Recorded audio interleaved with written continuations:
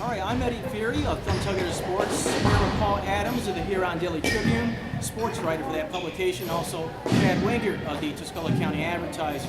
We're part of the Thumb Sports Writers Association, and we have picked our first team for the high school boys basketball for the Greater Thumb area, which involves some teams from the Tri-Valley East, North Central Thumb League, and the Greater Thumb Conference.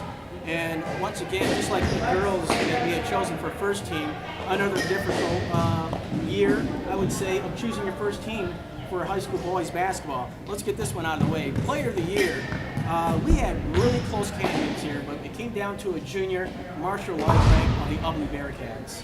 This was going to be a really difficult decision. I think we knew that coming in.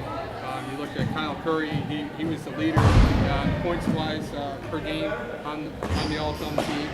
Calvin Amy from the NCTL turned in one heck of a season, and then you had Marshall Lightbank. I think you had three really deserving candidates, and in the end, I think Lightbank for me won on a couple of reasons. One, I think his overall competition that he played over the year. When you look at the numbers, almost 19 points a game. He was scoring those against probably better quality team. And then he actually got a chance to play CPS heads up and actually won that game. I said all along, the winner of the CPS Ubly game was going to get probably player of the year, and had CPS won that game, I have no doubt that CPS probably would have been my team of the year, and Coach Flip maybe probably would have been Coach of the year. So that's really what that came down to for me. You mentioned Kyle Curry from Millington, obviously a very talented player this year, but normal years you'd be able to say that the Tri-Valley East competition may have been a little bit stronger than the Greater Thumb Conference as a whole, or the NCTL, but from seeing that conference as a whole, I can honestly say that was not the case this year. Kyle has obviously had a tremendous career with Millington.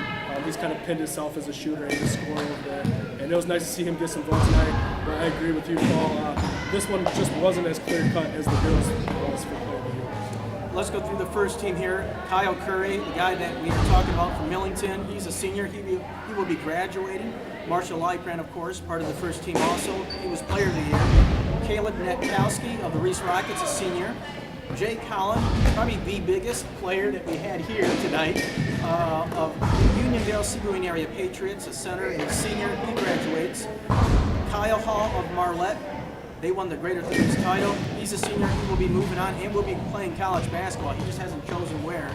And Calvin Amy, Defensive Player of the Year award, and makes the first team. He's a junior and he'll be back. What a jump for Calvin.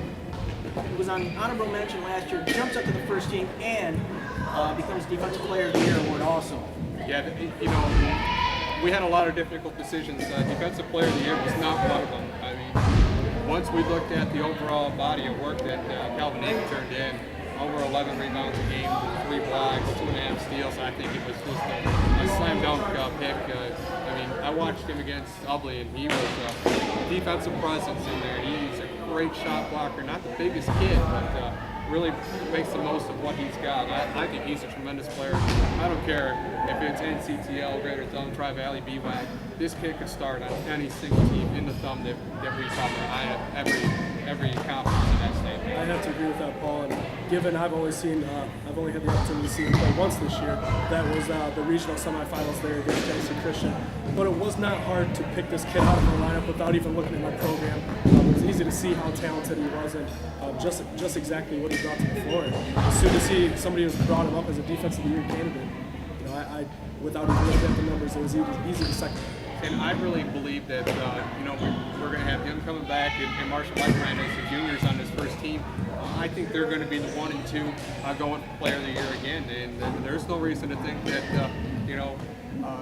Calvin can't win Player of the Year. They're going to have a much tougher schedule next year, playing the likes of Ubly, Sandusky, Howard Beach, and a few others. A few quality wins against those opponents and some good performances in those games. And I don't see any reason why Calvin Amy can't go from just being a first teamer to Player of the Year. So I definitely think it's not a cut and dry thing, not a slam dunk that Marshall Lightbank is going to repeat at all next year. And you think that really helped too with them to open that schedule up to play against St. Absolutely. to get Calgary Defensive Player of the Year award. Absolutely. And he still played well against those teams. Talking to Marshall, He played in the tremendous interviews. against Dubley. I think he had 22 points against Dubley, and probably had a double-double in that game. I was more than impressed. It was the only time I had a chance to see him, and I was very impressed. I was also very impressed with his teammate Matt Falls, who was our sixth player of the year. He actually had 24 points.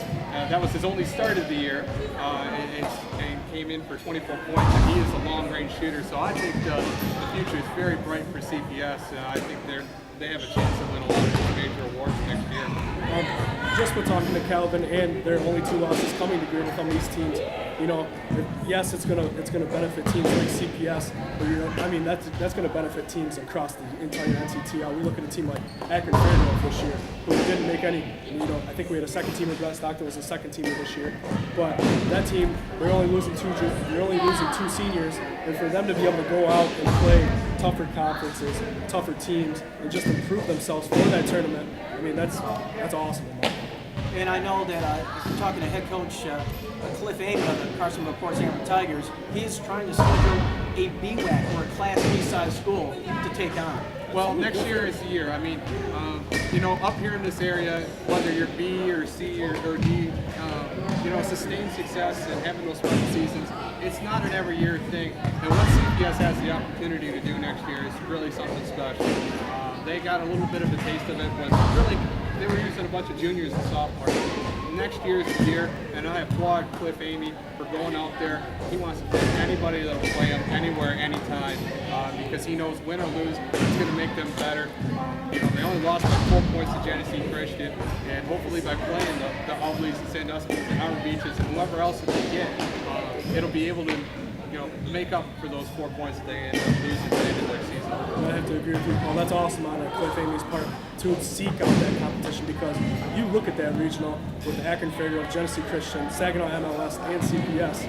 I mean, often around here in the Thumb, it is often that we see the Class D teams play the Class C teams. But in that regional, you're having Class D teams playing Class B teams. There were Tri-Valley Central teams, Tri-Valley West teams in the Saginaw MLS. So I think that's great that they can go out and take on teams like that, and they're going to be respected. And that's something that coaches in the NCTL need to do, is stand up and say, open that schedule up. You want to start seeing NCTL teams winning regional titles, this is what you got to do. And you want to see them start getting more respect on the Alto? Yeah. That's what they got to do. And there's a few that are ahead of the curve. Some of the others, they need to get caught up a little bit, I think. All right, Paul Adams of the Huron Daily Tribune, Chad Wingert of the Tuscola County Advertiser. Pick up their respective publications for the full in-depth coverage of the Thumb Sports Writers Association first team high school boys basketball season of 2010-2011 year.